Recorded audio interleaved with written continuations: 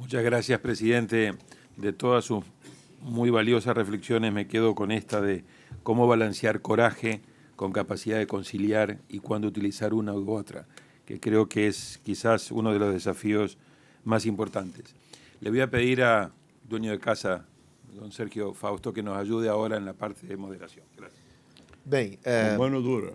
Isso, com mais coragem do que Ninguna conciliação. democracia.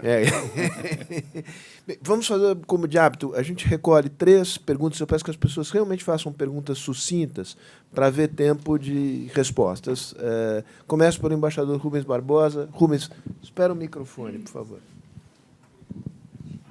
Bem direto. Nós estamos vivendo aqui na América Latina o problema da Venezuela, em que se espera que faça uma transição democrática. Quais ensinamentos dos líderes políticos que foram retratados no livro podem se aplicar no caso da Venezuela? Muito bem. Orteio, lá no... Ortélio, da Força Sindical. Gostei da palavra do iniciador do debate sobre recessão democrática.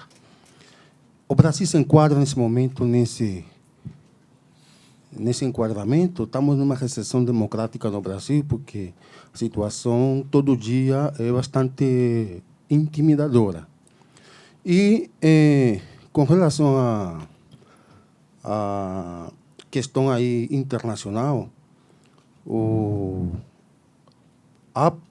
se vai deteriorar a situação democrática no Brasil com a agressão permanente do presidente contra outros presidentes de outros países, como é o caso da Argentina atualmente, ou um chama outro de bandido, outro chama outro de racista. Essa relação afeta, até que ponto afeta a democracia brasileira e a própria economia do país? Bem, eu voltaria mesmo, porque eu acho que já são... Eu volto para uma última rodada, mas eu acho que já tem, digamos, muita substância aqui para ser discutida. Eu volto à mesa. Sergio, Abe, senhores, ¿quieren contestar a las preguntas? Sí.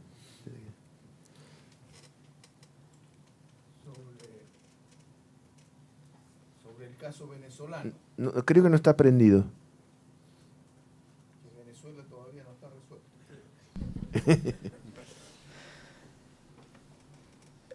Yo viví exiliado en Venezuela durante la dictadura de Pinochet y tengo familia venezolana y sé cómo viven a diario.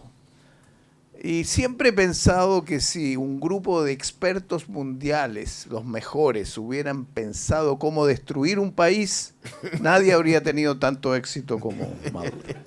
Francamente, o sea, es una destrucción económica, humanitaria, de la economía agrícola, industrial, petrolera, toda la industria del acero, en fin.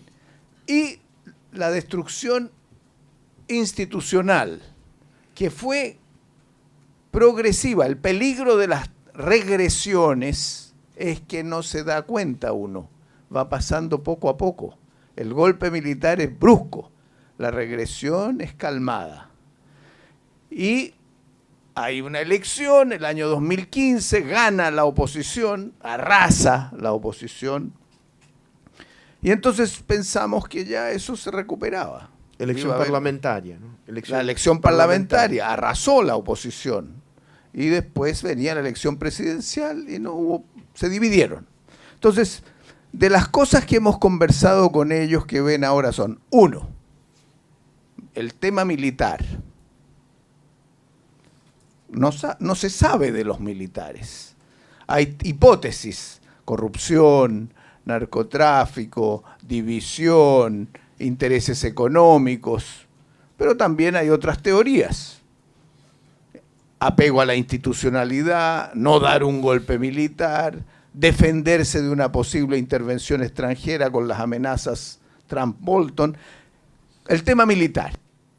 Y entonces ellos nos han preguntado en reuniones en Chile, y ahora voy mañana a Bogotá, que van a estar la oposición venezolana en Colombia para conversar, quieren preguntarnos algo, pero el tema militar es uno. Segundo es el tema de la unidad de la oposición. Y en la oposición no tienen claridad de si pueden estar unidos para situaciones inesperadas. Yo siempre recuerdo una frase del libro que decía el presidente Cardoso: cuando parece llegar lo inevitable, surge lo inesperado. Entonces se lo hemos dicho esa frase a los venezolanos para que tengan un poco de esperanza, porque parece todo inevitable. Pero, en fin, entonces la unidad de la oposición, las negociaciones, es muy difícil, ha sido muy difícil que haya negociación. La pregunta que hacen los venezolanos es si esto es un diálogo, negociación o mediación, lo de Noruega. Y entonces un grupo importante se ha ido moviendo hacia una mediación con Noruega. Y ahí los problemas de las enseñanzas son unidad opositora, incorporar a sectores que estaban con Chávez, distinguir Chávez de Maduro. Son dos cosas distintas. El chavismo en Venezuela va a durar. Algunos dicen que puede ser algo parecido al peronismo en Argentina. Entonces, ¿cuánto va a durar? Hay que incorporar. Y entonces se creó, y fueron a Chile, un grupo de diputados, y había un grupo que se llama Movimiento Democrático Popular, con chavistas disidentes. Y la discusión fue, ¿por qué no integran a los chavistas disidentes? Entonces, esa es una discusión pendiente. Y ahora en las negociaciones las preocupaciones son que el Grupo de Lima apoya a la Unión Europea y a Noruega, todo, e incorporar a Uruguay y ojalá a México, la unidad latinoamericana. No está todavía. Y el otro tema es si se llega que Estados Unidos no boicotee a la negociación o a la mediación, con declaraciones violentas que hagan retroceder. Y por último está el tema de la elección. Es posible que en estas conversaciones haya una elección, pero la discusión es ser conciliador hasta dónde. Entonces, ser conciliador que Maduro gobierne hasta la elección es imposible. Entonces, parte de la discusión hoy día es fecha para la elección sin Maduro, un gobierno distinto hasta la elección. Esos son algunos, creo yo, de los puntos principales que están en la discusión venezolana. Y un gran acuerdo para la economía. La crisis económica es muy grande y una de las enseñanzas es que uno tiene que crear una coalición muy grande para gobernar una crisis institucional y económica gigantesca. Abe.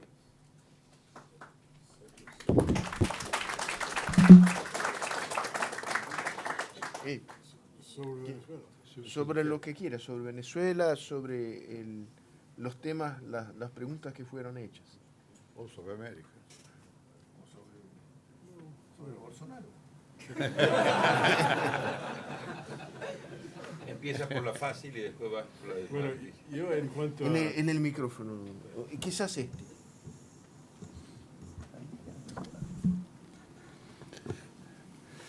En cuanto a Venezuela, primero estoy de acuerdo con lo que dijo Sergio y incluso algunas de sus ideas han sido incorporadas en este ensayo que mencioné antes, que se puede conseguir en el website del Woodrow Wilson Center Latin American Program. Y entré en varios detalles en relación a cómo considerar las Fuerzas Armadas y cuestiones de justicia transicional, etc. Hay muchos temas específicos. Una cosa que diría es que entre las dificultades del caso venezolano hay varias diferencias interesantes con los otros casos que conozco.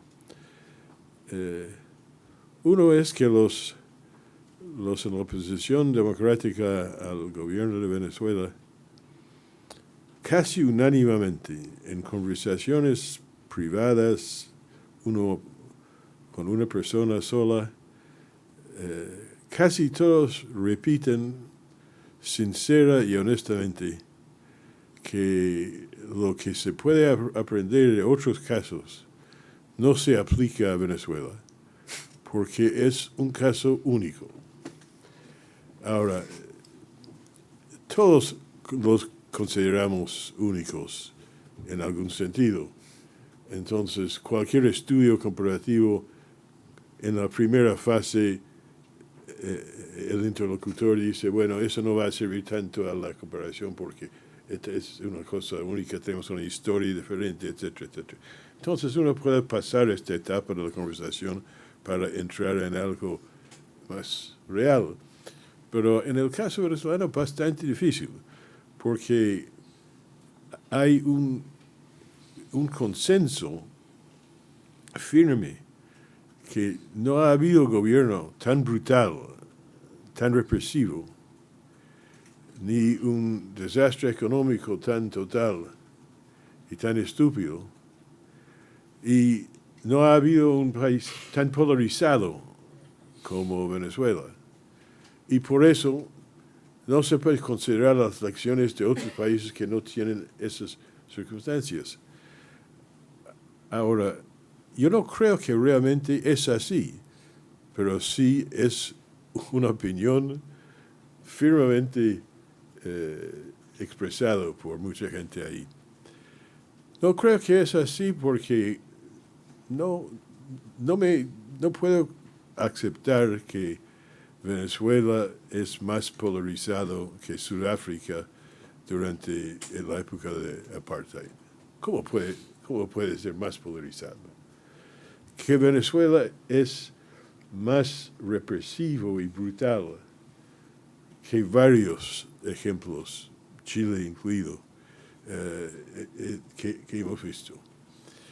Y al trabajar este proyecto y conversar, etc., y ahora yo estoy concentrando mis esfuerzos en tratar de influir el debate en Washington, que es por lo menos entiendo más o menos el medio. Pero en cuanto a Venezuela, estas opiniones tan firmes son obstáculos grandes a cualquier tipo de negociación. E incluso las frases diálogo y negociación son aceptados como no se puede negociar con un gobierno de este índole. El primer esfuerzo en diálogo que aceptaron dentro de circunstancias especiales hace 3 o 4 años. El día antes de la primera reunión, el jefe del grupo opositor anunció una exigencia, una demanda, que el diálogo debe ser abierto en televisión, televisada el diálogo. Ahora, eso implica un concepto del propósito de la conversación completamente diferente a su propósito. O sea, simplemente fue otro instrumento de la guerra. Entonces, ellos, la gente que hablaron así, no lo ven así, sino echan toda la culpa en el gobierno, porque dicen que el gobierno está tratando de ganar tiempo, mejorar su situación, y entonces no va a salir nada de esto, etc. Ahora, uno no puede negar que hay tácticas de dilación y gastar tiempo, etc. Pero eso es en toda negociación, incluso en el mundo de negocios, entre compañías, hay tácticas. Pero mi pequeña esperanza, trato de ser un hombre optimista, nací así, probablemente no va a salir, pero en Venezuela, la esperanza que tengo es que el movimiento Guaidó, con su auge de apoyo público y su consolidación de más unidad que antes en la oposición, y su apoyo internacional, una combinación de estrategia local y estrategia internacional, con todos esos assets, comenzó así y después lanzó sus movimientos del 30 de abril y no resultó suficiente. Y muchos deben haber reconocido en este grupo que no va a ser tan fácil eliminar el gobierno simplemente porque hay 50 gobiernos que reconocen sus credenciales como gobierno de Venezuela, porque es evidente a cualquier ser que no son el gobierno de Venezuela, no tienen las tropas, no tienen los programas, no tienen los instrumentos, no tienen gobierno, no tienen nada, incluso no pueden pagar los diplomatas que nombraron para ser embajadores en distintos países, que es la única actividad gubernamental que están haciendo es tener una representación, pero no tienen la plata para pagarlos, entonces no es gobierno. Entonces tienen que entender que no va a ser tan de fácil. También deben entender que si Estados Unidos iba a mandar las tropas, el día de mandarlos hubiera sido el 30 de abril.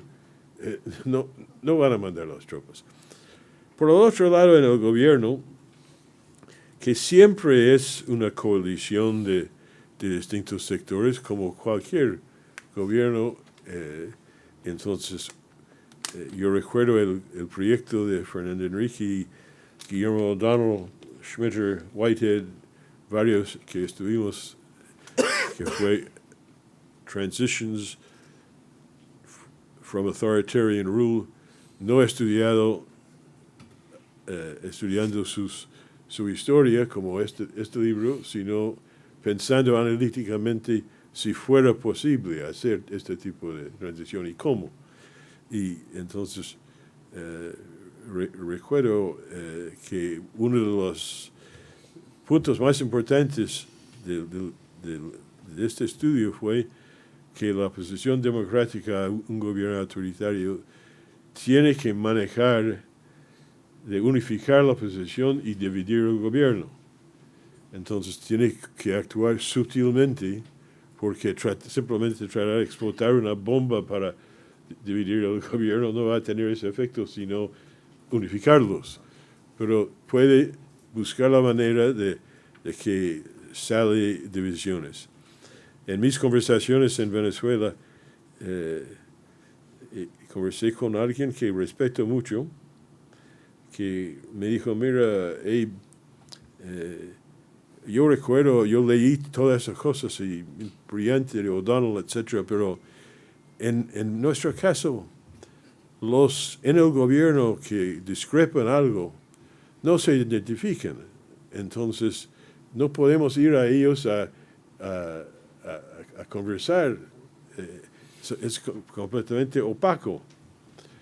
Entonces yo dije, mira, y de la práctica política no tengo suficiente experiencia, pero pensando un poco, cuando un gobierno quiere aumentar la inversión del sector privado, no sabe quiénes de la gente con dinero van a aceptar invertir en ese momento. Entonces mandan señales a través de distintas medidas que están dispuestas a apoyar inversiones para que los inversionistas reconocen estas señales y algunos se atreven. debe haber un instrumento semejante en el mundo político, o sea, mostrar señales de que hay condiciones en que quienes están buscando una salida van a tener forma de ser escuchados. Entonces yo creo que es el proceso que llevó al 30 de abril. El gobierno de Maduro debe haber entendido por los acontecimientos de este día que la división en su propio gobierno era más grande ya que había contado. El hecho de que el jefe de la seguridad interna pasó por el otro lado no es poca cosa. No. Entonces, con estas condiciones, lógicamente, debe ser posible negociar, buscando salidas a problemas difíciles que no van a resolver así todo feliz de la vida. Pero eso ha sido la historia de todos estos pactos, etc. Entonces, ahora, ojalá que los noruegas estén ganando terreno día por día en preparar ideas.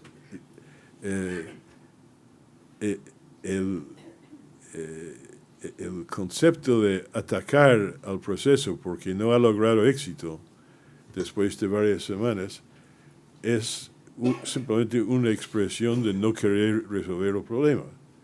Entonces, para mí, porque es por eso que estoy concentrándome en Washington, yo creo que la actitud del gobierno norteamericano va a ser bastante importante en relación a estas negociaciones, porque si el gobierno norteamericano realmente quiere sabotear estas negociaciones, va a ser bastante fácil sabotearlo. Pero si entiende que es mejor para todos que haya una solución, tiene muchas medidas para apoyar negociaciones. Todo el mundo en el grupo cubano, venezolano, americano, el senador Rubio, que es el estratego de la oposición dura en Venezuela, ellos siempre hablan de Cuba como el gran problema.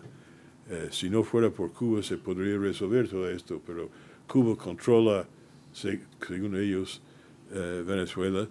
Y es obvio que la inteligencia cubana ha sido un asset importante para el gobierno de Venezuela. Pero como yo veo la cosa, y creo que hay otra gente con más información que yo que piensa así, igual, Cuba probablemente podría ser parte de la solución en Venezuela. ¿Qué busca Cuba en ese momento? No están tratando de promover la revolución de los años 60 en todo el mundo. Lo que quieren, básicamente, en relación a Venezuela, creo que es primero reconocimiento que la soberanía nacional es un principio que se debe respetar, que es parte de su ideología y parte de su defensa de su propio país. Segundo, que Cuba tiene aseguranza que va a tener acceso a petróleo a precios razonables. Y si estos son sus objetivos, debe ser posible hacer un acuerdo. Entonces, eso es como yo estoy viendo esto. Presidente, não, mas sobrou para o senhor responder a pergunta do Orteio sobre se o Brasil se enquadra no caso de regressão e se essas animosidades com presidentes de outros países não agravam a situação do país. Olha, a animosidade com o presidente de outros países, obviamente, não é conveniente, né? Eu acho que é falta de capacidade de entender qual é o jogo. Para que provocar? Não vejo razão, né? Agora, eu acho que, por enquanto, as instituições brasileiras têm força. Não vi nenhum sentido de fraqueza no Congresso, não vi nenhum sentido de fraqueza na mídia, nem nos tribunais, né? E Eu acho que a gente tem que ter um pouco de paciência histórica. É fácil dizer porque eu estou fora do jogo. Quem está no jogo que tem mais nervosismo. Mas está na hora de ter um pouco de paciência histórica. O povo votou no presidente, elegeu. Ele está lá fazendo... Ele sempre foi do jeito que ele é. Eu não votei nele. Acho que tem feito coisas desnecessárias. Não vejo que tenha sido construtivo. Não estou pensando nele, no Brasil. Não é construtivo para o Brasil. Por exemplo, toda essa questão ambiental, ele não imagina que ele está brincando com fogo, porque isso é um tema que no mundo tem um peso enorme. E tratar como se fosse uma coisa de esquerda ou de gente contra o país está errado. Os próprios ruralistas não vão concordar com isso porque vão perder. Então, eu acho que é preciso que, enfim, que haja resistência a essas medidas e paciência histórica, tem eleição, vamos ver se a gente consegue o que é importante, unir forças suficientes para ganhar a eleição, não tem outro jeito. Posso tomar aqui a liberdade de fazer um comentário sobre essa pergunta do Ortélio com maior liberdade? Tem loucura tem método nessa loucura. Tem muita loucura, mas tem método na loucura também. Porque, obviamente, que reativar a ideia de que existe uma ameaça esquerdista na América Latina reforça a dinâmica de polarização interna, né? Como a Venezuela hoje é um problema humanitário, mas dizer que o chavismo representa uma ameaça de comunização da região é uma coisa que nem o mais lunático dos extremistas é capaz de sustentar, é bastante conveniente desse ponto de vista, paradoxalmente, uma derrota do Macri na Argentina e uma vitória de Alberto Fernandes e Cristina Fernandes. Não é à toa que ele faça isso também no Rio Grande do Sul, né, que é um estado fronteiriço. E é um estado no qual se concentra grande parte da base mais dura dele, né? Então, o que me parece claro é que oxalá as instituições sejam capazes de resistir. E acho que isso depende não apenas das instituições, mas depende de gestos e depende de pessoas, de coragem, né? E acho que, fundamentalmente, depende de coragem de forças de centro-direita que digam isto não. Isto é fora dos limites do jogo democrático. No caso da discussão sobre o meio ambiente, eu chamaria a atenção para uma entrevista muito alentada dada pelo ex-ministro Blairo Maggi ao jornal Valor de hoje. Não me consta que o Blairo Maggi esteja a mando de uma ONG alemã. Eu desconheço alguma conexão, talvez porque eu seja mal informado, né? Mas, obviamente, é uma voz autorizada do setor dizendo parem com esta loucura, porque esta loucura produzirá malefícios enormes para o setor agroexportador brasileiro e para o Brasil. Mas há um porém. Não sei se leram a crônica do Veríssimo, que ele disse que ele não ia falar do personagem. E acabou falando. Porque se começar a contestar frontalmente, é o que ele quer. Exato. Então, só para concluir, esse é um jogo difícil. Aliás, é o dilema do Partido Democrático também nos Estados Unidos. Como é que você não morde a isca de políticos com o estilo de Jair Bolsonaro e Trump? Trump é mais sofisticado. Trump estudou em Wharton, é um homem de comunicação. Não, é verdade, é mais sofisticado. Celso, não é assim, é mais sofisticado. Assim como o seu aparato é mais sofisticado, assim como os Estados Unidos é mais sofisticado que o Brasil. É inegável. É inegável. Não, são personagens diferentes.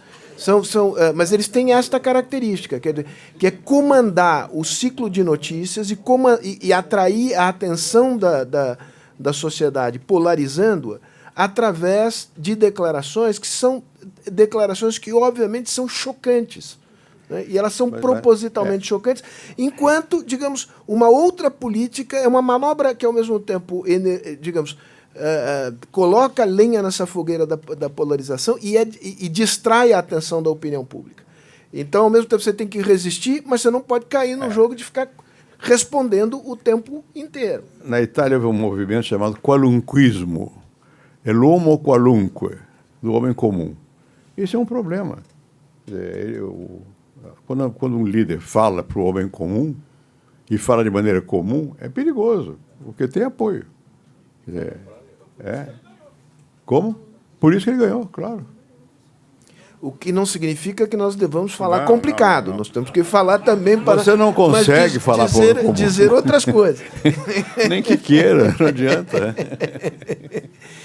Muito bem. Daniel, você quer parar? Porque, de fato, eu acho que, como todos nós acabamos nos alongando, e eu próprio me alonguei, eu acho que não há mais tempo para uma rodada de perguntas. Então, eu sugeriria que você, eventualmente, pudesse fazer o fecho, já que você fez a introdução. Muchas gracias. Creo que lo que prometimos al inicio lo hemos logrado al final, estas 3 estupendas intervenciones. Sí me gustaría poner en contexto ya más amplio latinoamericano. Número 1, Venezuela está captando mucha de nuestra atención, pero hay otro país donde también hay una crisis muy profunda y que siempre ha quedado eclipsado por la crisis de Venezuela. Se llama Nicaragua. Y no podemos perder del radar la gravedad de la situación que atraviesa Nicaragua. Por lo tanto, siempre en los debates estos, la presencia de Venezuela es tan importante que nos queda totalmente eclipsada lo de Nicaragua. Y yo como función siempre digo, cuidado porque ahí se está desarrollando también una crisis muy profunda, con quizás muchas menos posibilidades de salida, con una oposición mucho más fragmentada, con mucho menos atención. Así que me parece justo e importante. Lo segundo es la complejidad de la región. Además de la complejidad del mundo, como región, América Latina, justo cuando hemos cumplido el año pasado 40 años del inicio de la tercera ola democrática, está evidenciando desde todos los ámbitos posibles una situación de extrema complejidad. Crecimiento económico. Fondo Monetario Internacional acaba de corregir a la baja, 0.6%. Con 0.6%, si bien hay diversidad entre los países, claramente no vamos a salir. México por debajo del 1%, Brasil por debajo del 1%, Argentina hasta hace 4 días menos 1.3%, ahora vaya a saber en qué termina esto. Venezuela, de nuevo, menos 35% este año. O sea, ese es un elemento fundamental, el tema de crecimiento económico en un contexto de una economía global marcando o marchando, no se sabe bien si a una desaceleración profunda o entrando en una recesión. Ayer los mercados prácticamente apostaron a que viene una recesión, una caída brutal de todas las bolsas en el mundo. Segundo tema, lo social. Seguimos con una región que tiene por encima del 30% de pobreza. Todos los avances que veníamos haciendo se han ido deteniendo. Todos los avances importantes que veníamos haciendo en materia de reducción de la desigualdad están estancados y no estamos generando empleo de calidad, que es lo que necesitamos para salir. Brasil, creo que están en 13 millones de desempleados. Así que ahí hay un elemento social de conflictividad muy seria. Tercero, valores de cultura política. Todas las encuestas, desde Latino Barómetro, pasando por el Barómetro de las Américas, nos evidencian el estado de fatiga democrática de la ciudadanía frente a lo que el presidente Cardoso en el Foro Iberoamericano en Madrid señaló, la falta de resultados. Apoyo a la democracia, 48%, el nivel más bajo del año 2001. Insatisfacción con la democracia, el nivel más alto, subió del 51 al 71%. Confianza en los partidos políticos, 13%, el más bajo de los últimos años. Crisis de representación, y así podría cansarlos con datos que evidencian un clima, un contexto, un ecosistema muy, muy negativo. Y a eso, claramente, sumarle este superciclo electoral que les mencionaba. Entre 2017, 2018 y 2019, 15 de los 18 países de América Latina han celebrado o van a celebrar sus elecciones.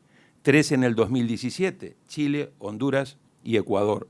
6 en el 2018, empezó Costa Rica, Paraguay, Colombia, Brasil, Venezuela, México.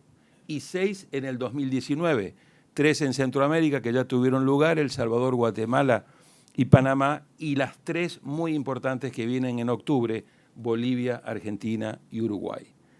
En ese contexto, la región está acusando problemas serios.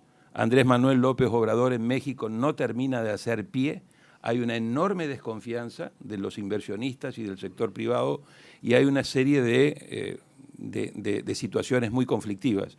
Un ancla muy importante para la crisis que está viviendo el Triángulo Norte y todo Centroamérica. Colombia, el presidente Iván Duque acaba de celebrar su primer año en una situación muy difícil, con un proceso de paz empantanado y con una situación complejísima en la frontera con Venezuela, y con un ELN pivotando sobre Venezuela. El caso propio de Brasil, con toda su complejidad, ni qué mencionar la situación de extrema gravedad de Argentina.